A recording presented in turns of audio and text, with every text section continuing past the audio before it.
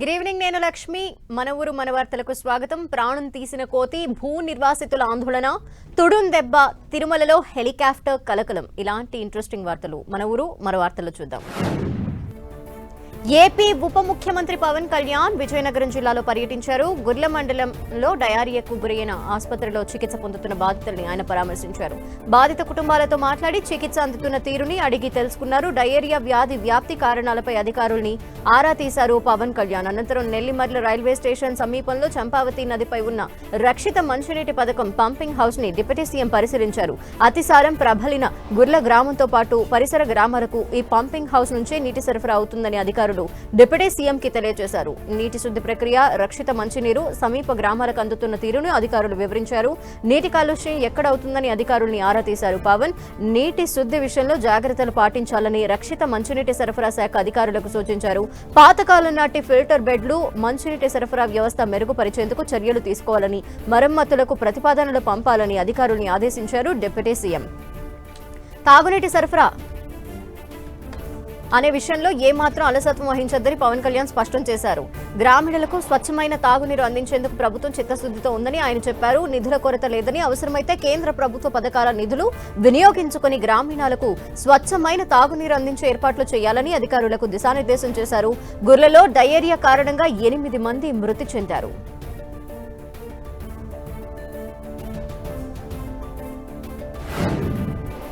శ్రీకాకుళం జిల్లా మూలపేట పోర్ట్ నిర్మాణ పనుల్ని మంత్రి అచ్చెన్నాయుడు పునః ప్రారంభించారు. 2014-19లోనే భావనపాడు పోర్టు కోసం టెండర్లు పిలిచామని, ప్రభుత్వం మారడంతో మూలపేటకు పోర్టుని మార్చారని మంత్రి చెప్పారు. ఇక్కడ కొంత పనులు జరగడంతో ప్రజాధనం వృధా కాకూడదన్న కారణంతోనే ఇక్కడ ప్రాజెక్టు పూర్తి చేయాలని ముఖ్యమంత్రి చంద్రబాబు నిర్ణయించారని మంత్రి తెలిపారు. ఇక్కడే కేంద్రం ఉప్పు ల్యాండ్లని రాష్ట్ర ప్రభుత్వానికి కేటాయించనున్నట్టు అచ్చెన్నాయుడు తెలిపారు. మూలపేట, విష్ణుచక్రం గ్రామాల్ని తరలించడం ద్వారా వారికి అన్యాయం జరిగిందని, తమ ప్రభుత్వం వారికి న్యాయం చేస్తుందని అచ్చెన్నాయుడు పేర్కొన్నారు. పోర్టు చుట్టూ పరిశ్రమలు ఏర్పాటు చేస్తామని, స్థానికులకు ఉద్యోగాలు కల్పిస్తామన్నారు. ప్రతి 50 కిలోమీటర్లకు ఫిష్ ల్యాండింగ్ సెంటర్ ఏర్పాటు చేస్తామని మంత్రి తెలిపారు. 6 నెలలకు ముందే భోగాపురం ఎయిర్పోర్టు పూర్తి చేస్తామన్నారు. ఖమ్మం జిల్లా గుర్రాలపాడులో సీసీఐ ఆధ్వర్యంలో ఏర్పాటు చేసిన పత్తి కొనుగోలు కేంద్రాన్ని మంత్రి తుమ్మల నాగేశ్వరరావు ప్రారంభించారు. రాష్ట్ర వ్యాప్తంగా 44 లక్షల ఎకరాల్లో పత్తి సాగు చేశారని ఆయన తెలిపారు. వాతావరణ పరిస్థితుల దృష్ట్యా ఈసారి పత్తి దిగుబడి తగ్గిందన్నారు. ఖమ్మం జిల్లాలో 17 లక్షల క్వింటాళ్ల దిగుబడి వస్తుందని అంచనా వేశారు మంత్రి తుమ్మల. సీసీఐ కొనుగోలు కేంద్రాల ద్వారా పత్తి కొనుగోలు చేస్తున్నట్టు మంత్రి వెల్లడించారు. పత్తి కొనుగోలు కేంద్రాల వద్ద ఏ సమస్య వచ్చినా అధికారుల దృష్టికి తీసుకొస్తే వెంటనే పరిష్కరిస్తారని మంత్రి తుమ్మల చెప్పారు. రైతులకు ఇబ్బంది లేకుండా రెవెన్యూ, మార్కెటింగ్ అధికారులే చూడాలన్నారు. అన్నదాతల్ని మోసం చేసే ప్రైవేటు వ్యాపారులపై చర్యలు తప్పవని మంత్రి హెచ్చరించారు. రైతులు సంప్రదాయ పంటల నుంచి ఉద్యాన పంటల వైపు మళ్లాలని తుమ్మల సూచించారు. పత్తి, మిర్చి స్థానంలో పామాయిల్ సాగు చేస్తే అధిక లాభం వస్తుందన్నారు. రైతులు ఆయిల్ పామ్ సాగు చేస్తే మార్కెటింగ్ సమస్యలు ఉండవన్నారు. పంటలకు గిట్టుబాటు ధర అందించాలనేదే ప్రభుత్వ సంకల్పమని తుమ్మల స్పష్టం చేశారు. అధిక వర్షాల వల్ల పంట దిగుబడి తగ్గి రైతులు కష్టాల్లో ఉన్నారని ఆయన చెప్పారు.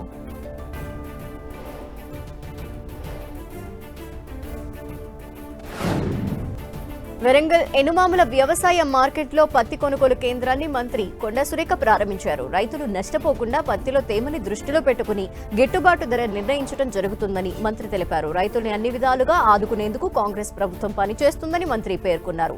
ఆసియాలోనే అతిపెద్ద 2వ మార్కెట్ ఎనుమాముల వ్యవసాయ మార్కెట్లో కొనుగోలు శాతాన్ని పెంచుతామని తెలిపారు. వ్యవసాయ మార్కెట్లోనే పత్తి తీసుకొచ్చేలా కృషి చేస్తామన్నారు.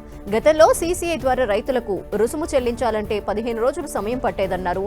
ఈసారి రైతు పత్తి అమ్మిన 3 రోజుల వ్యవధిలోనే రుసుము ఆన్లైన్ ద్వారా సీసీఐ చెల్లించే విధానాన్ని ఏర్పాటు చేయడం శుభసూచకమన్నారు కొండ సురేఖ. దివంగత సీఎం వైఎస్ఆర్ మాదిరి ప్రస్తుత రాష్ట్ర ముఖ్యమంత్రి రేవంత్ రెడ్డి రైతులకు అన్ని సౌకర్యాలను కల్పిస్తూ భరోసా నింపుతున్నారని మంత్రి తెలిపారు.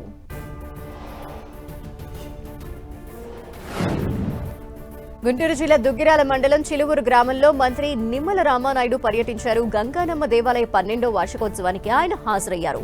మంగళగిరి అభివృద్ధికి మంత్రి నారా లోకేష్ ఎంతో కృషి చేస్తున్నారని మంత్రి నిమ్మల తెలిపారు.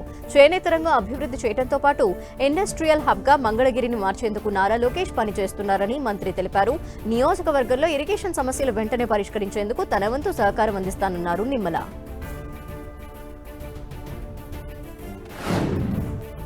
శ్రీ సత్యసాయి జిల్లా పుట్టపర్తి కలెక్టరేట్ వద్ద కంపెనీలకు భూములు ఇచ్చిన రైతులు ఆందోళన చేశారు. 2013 భూ సేకరణ చట్ట ప్రకారం భూ నిర్వాసితులకు ప్యాకేజ్ ఇవ్వాలని డిమాండ్ చేశారు. గోరెంట్ల సోమందేపల్లి మండలాల్లోని పాలసముద్రం, చిన్నబాటయ్యపల్లి, కావేటి నాగేపల్లి వద్ద నాసన్ టెల్ కంపెనీలకు రైతులు భూములిచ్చారు. తమకు న్యాయం చేయాలని కోరుతూ కలెక్టరేట్లోకి దూసుకు వెళ్లేందుకు యత్నించిన రైతులు పోలీసులు అడ్డుకున్నారు. దీంతో రైతులు కలెక్టరేట్ ప్రాంగణంలో బైఠాయించి నిరసన వ్యక్తం చేశారు.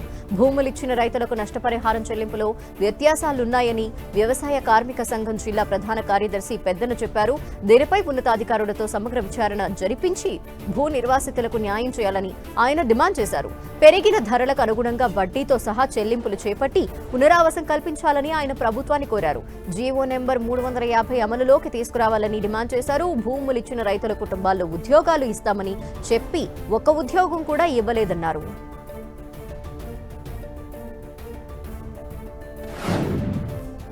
రైతుల సమస్యలపై తొడుందెబ్బ ఆదిలాబాద్ లో భారీ ర్యాలీ నిర్వహించింది. ఆదివాసీల సాంప్రదాయ వాయిద్యాలతో ర్యాలీ కొనసాగింది. కలెక్టరేట్ లోకి చొచ్చుకు వెళ్లేందుకు ఆదివాసీ సంఘాల నేతలు యత్నించగా పోలీసులు అడ్డుకున్నారు. పోలీసులు తొడుందెబ్బ నేతల మధ్య తోపులాట జరిగింది. దీంతో తీవ్ర ఉద్రిక్తతకు దారితీసింది. రైతు భరోసా, రైతు రుణమాఫీ, పత్తికి 10,000 రూపాయల మద్దతు ధర కల్పించాలని డిమాండ్లతో తొడుందెబ్బ ఆందోళనకు పిలుపునిచ్చింది.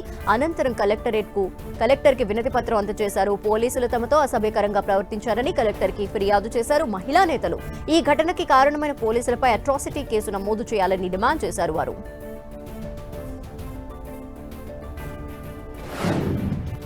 ఏలూరు జెడ్పీ చైర్పర్సన్ అవిశ్వాస తీర్మానంపై రాజకీయ రగడ ఊపందుకుంది. జెడ్పీ చైర్పర్సన్ పద్మశ్రీ ప్రసాద్ దంపతులు ఇటీవల వైసీపీని వీడి టీడీపీలో చేరారు. దీంతో చైర్పర్సన్ పై అవిశ్వాసం పెట్టాలని వైసీపీ జెడ్పీటీసీలు సీఈఓకు ఫిర్యాదు చేసేందుకు వచ్చారు. జెడ్పీ చైర్పర్సన్ ఘంటా పద్మశ్రీ క్యాంప్ ఆఫీస్ కి మూకుమ్మడిగా వెళ్లారు. చైర్పర్సన్ అందుబాటులో లేకపోవడంతో ఆమె భర్త ఘంటా ప్రసాద్ తో భేటీయ్యారు.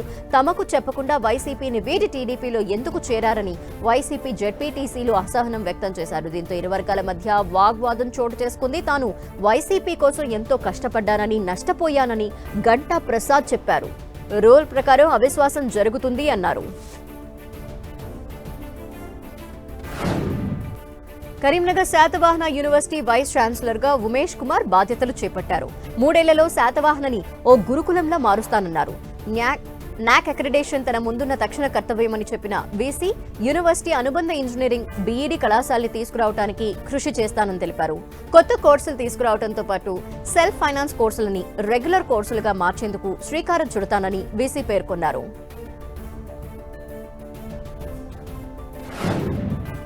నల్లగొండ జిల్లా కేంద్రంలోని జిల్లా ఎస్పీ కార్యాలయం ఆవరణలో జరిగిన పోలీస్ అమరవీరుల సంస్మరణ దినోత్సవంలో మంత్రి కోమటిరెడ్డి పాల్గొన్నారు. పోలీసుల కవాతుతో గౌరవ వందనం స్వీకరించారు. అధికారిక లాంఛనాలతో అమరుల స్తూపానికి నివాళులు అర్పించారు. ఈ సందర్భంగా పోలీసుల త్యాగాన్ని గుర్తు చేసుకున్నారు కోమటిరెడ్డి. పోలీస్ స్టేషన్ అంటే మన బాధల్ని తీర్చే కేంద్రమన్నారు మంత్రి కోమటిరెడ్డి వెంకటరెడ్డి. రాత్రి పగలు తేడా లేకుండా ప్రజల కోసం పనిచేసేవారు పోలీసులన్నారు. అమరుల కుటుంబాలకు అండగా ఉంటామన్న కోమటిరెడ్డి ప్రతీక్ రెడ్డి ఫౌండేషన్ తరపున 25,000 ఆర్థిక సహాయం అందిస్తానన్నారు. నల్లగొండ జిల్లా collector C Narayana Reddy, SP Sharath Chandra అమరులకు నివాళి అర్పించారు. మహబూబాబాద్ జిల్లా పోలీస్ కార్యాలయంలో పోలీస్ అమరవీరుల సంస్మరణ దినోత్సవం నిర్వహించారు. జిల్లా ఎస్పీ సుధీర్ రామ్నాథ్, కలెక్టర్ అద్వైత్ కుమార్ సింగ్ విధి నిర్వహణలో అమరులైన పోలీస్ అమరవీరులకు నివాళులు అర్పించారు. అనంతరం స్మృతి పరేడ్లో పాల్గొని పోలీస్ గౌరవ వందనాన్ని స్వీకరించారు. 1959 అక్టోబర్ 21న భారత్ చైనా సరిహద్దుల్లోని ఆక్సైచిన్ ప్రాంతంలో చైనా సైనికుల దాడిలో అసువులు బాసిన సిఆర్పీఎఫ్ జవాన్ల త్యాగాలకు ప్రతీకగా అమరవీరుల సంస్మరణ దినోత్సవాన్ని నిర్వహిస్తున్నారు. పోలీస్ విధి నిర్వహణ శ్రమతో కూడుకున్నదని ఎస్పీ చెప్పారు. వరదల సమయంలో పోలీసులు ఎందరో ప్రజల ప్రాణాలు కాపాడారని కొనియాడారు. వారు విధి నిర్వహణలో అమరులైన పోలీసుల్ని స్మరించుకోవాల్సిన బాధ్యత ప్రతి ఒక్కరిపై ఉందన్నారు న్యాయమూర్తి ఇంతియా అహ్మద్. కడప నగరంలోని పోలీస్ పరేడ్ మైదానంలో అమరవీరుల స్తూపం వద్ద ఇన్ఛార్జ్ కలెక్టర్ అతిథి సింగ్, ఎస్పీ హర్షవర్ధన్ రాజుతో కలిసి న్యాయమూర్తి ఇంతియా అహ్మద్ పూలమాలలు వేసి ఘనంగా నివాళులు అర్పించారు. విధి నిర్వహణలో ప్రమాదవశాత్తు ఎంతో మంది పోలీసులు అమరులవుతున్నారని వారు తెలిపారు. వారి కుటుంబాలని ప్రభుత్వం ఆదుకోవడంతో పాటు పోలీసు శాఖ తరపున అండగా ఉంటామన్నారు ఎస్పీ. శ్రీ సత్యసాయి జిల్లా పుట్టపర్తిలో పోలీసుల అమరవీరుల సంస్మరణ దినోత్సవం ఘనంగా నిర్వహించారు. ఎస్పీ కార్యాలయ ప్రాంగణంలో పోలీస్ అమరవీరుల స్తూపం వద్ద కలెక్టర్ చేతన్, ఎస్పీ రత్న, ఎమ్మెల్యేలు పల్లె సింధూర, ఎంఎస్ రాజు, సివిల్ జడ్జిలు శైలజ, రాకేష్ నివాళి అర్పించారు. సమాజంలో శాంతి భద్రతల్ని పరిరక్షించడంలో పోలీసుల సేవలు ఎనలేనివని వారు కొనియాడారు. ప్రాణాలు సైతం లెక్క చేయకుండా విధి నిర్వహణలో అసూలు బాసిన పోలీసుల త్యాగం వెలకట్టలేనిదని ఎస్పీ రత్న పేర్కొన్నారు. పోలీస్ అమరవీరుల సంస్మరణ దినం సందర్భంగా శ్రీకాకుళం జిల్లా కాశీబుగ్గ పోలీస్ స్టేషన్లో ఓపెన్ హౌస్ కార్యక్రమాన్ని ఏర్పాటు చేశారు. స్కూల్ విద్యార్థులకు పోలీస్ స్టేషన్లో అవగాహన కార్యక్రమాన్ని నిర్వహించారు. ఎఫ్ఐఆర్ అంటే ఏంటి, లా అండ్ ఆర్డర్, క్రైమ్ లాంటి వివిధ అంశాలపై సిఐ మోహన్ రావు విద్యార్థులకు అవగాహన కల్పించారు. క్రమశిక్షణతో విద్యను అభ్యసించి ఉన్నత శిఖరాల్ని అధిరోహించాలని ఆయన విద్యార్థులకు సూచించారు.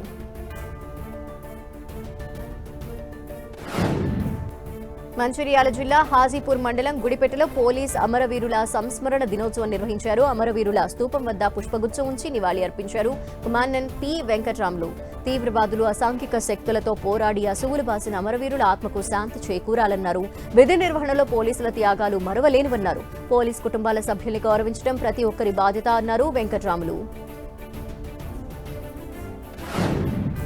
కడప జిల్లా మైదుకూరు నియోజకవర్గం బ్రహ్మంగారిమఠం మండలం పాపిరెడ్డిపల్లె గ్రామంలో విషాదం నెలకొంది.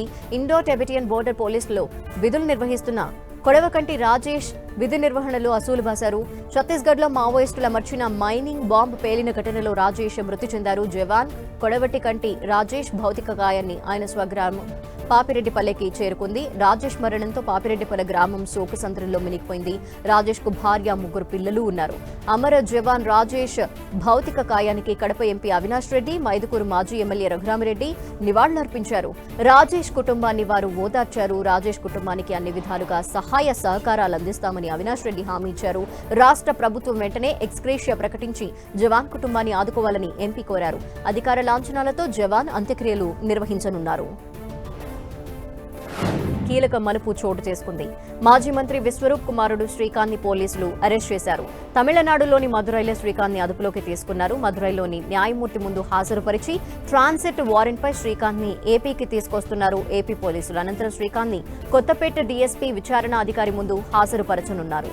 డాక్టర్ బిఆర్ అంబేద్కర్ కోనసీమ జిల్లా అయినవిల్లిలో 2 ఏళ్ల క్రితం జరిగిన దళిత యువకుడి హత్య కేసులో పినిపే శ్రీకాంత్ పోలీసులు ప్రధాన నిందితుడిగా గుర్తించినట్టు సమాచారం.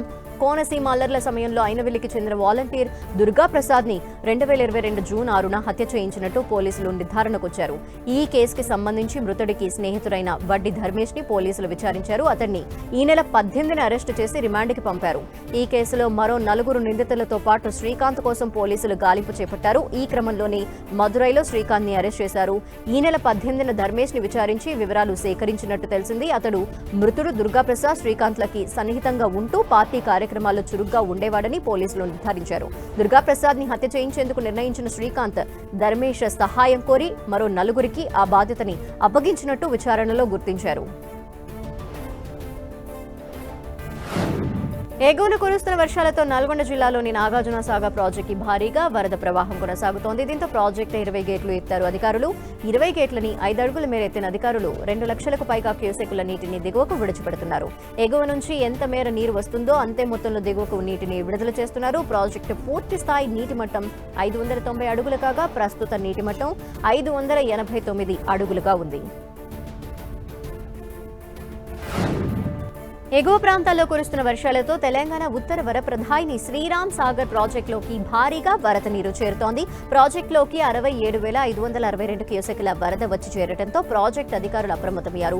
17 గేట్లను ఎత్తి 67,562 క్యూసెక్కుల వరద నీటిని దిగువ గోదావరిలోకి వదులుతున్నారు. దీంతో గోదావరి నది పరివాహక ప్రాంత ప్రజలు అప్రమత్తంగా ఉండాలని అధికారులు సూచించారు. ముఖ్యంగా గొర్రెలు, పశువుల కాపరులు అప్రమత్తంగా ఉండాలన్నారు.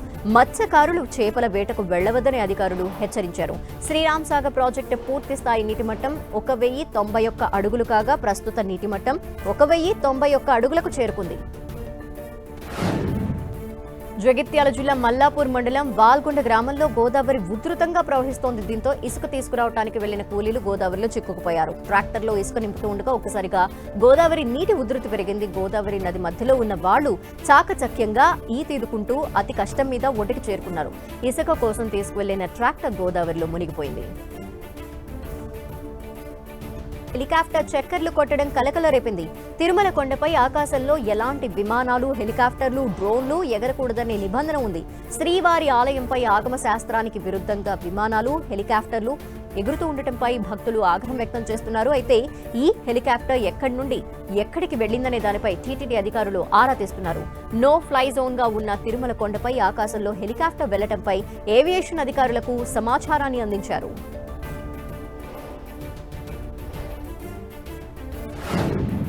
కాంగ్రెస్ ఎమ్మెల్యే అనిరుద్ రెడ్డి సంచలన కామెంట్స్ చేశారు. తిరుమలలో శ్రీవారి దర్శనానికి సంబంధించి తెలంగాణ ప్రజాప్రతినిధుల లేఖల్ని అనుమతివ్వకపోవడంపై తీవ్ర ఆవేదన వ్యక్తం చేశారు. తెలంగాణలోని పలు పుణ్యక్షేత్రాలకు ఏపీకి చెందిన ప్రజాప్రతినిధుల లేఖలతో భక్తులు వచ్చినప్పుడు వారికి దర్శనాలు కల్పిస్తున్నామన్నారు. మరి తెలంగాణకు చెందిన భక్తులు ప్రజాప్రతినిధుల లేఖలతో తిరుమలకు వచ్చినప్పుడు ఎందుకు దర్శనానికి అనుమతి ఇవ్వరని నిలదీశారు.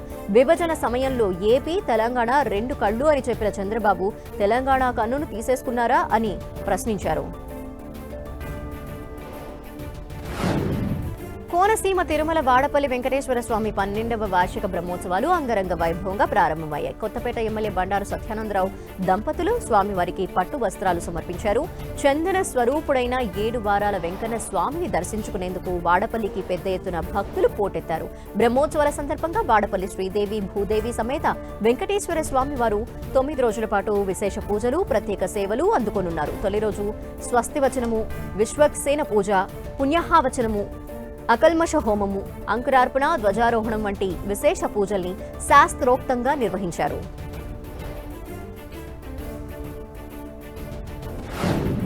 ఏపీ హైకోర్టుని ఆశ్రయించారు సినీ హీరో అల్లు అర్జున్. తనపై నమోదైన కేసు కొట్టివేయాలని ఆయన పిటిషన్ దాఖలు చేశారు. ఎన్నికల సమయంలో నంద్యాలలో అల్లు అర్జున్ పై కేసు నమోదైంది. అల్లు అర్జున్ దాఖలు చేసిన క్వాష్ పిటిషన్ ని విచారణకు ఏపీ హైకోర్టు స్వీకరించింది. ఈ పిటిషన్ రేపు విచారణకు వచ్చే అవకాశం ఉంది.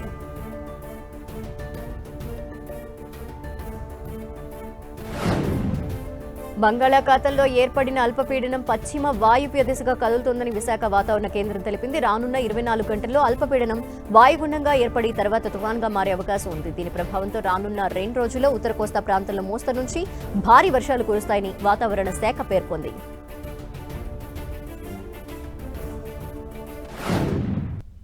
ఇది ఇవాల్టి మన ఊరు మన వార్తలు. చూస్తూనే ఉండండి 10 టీవీ.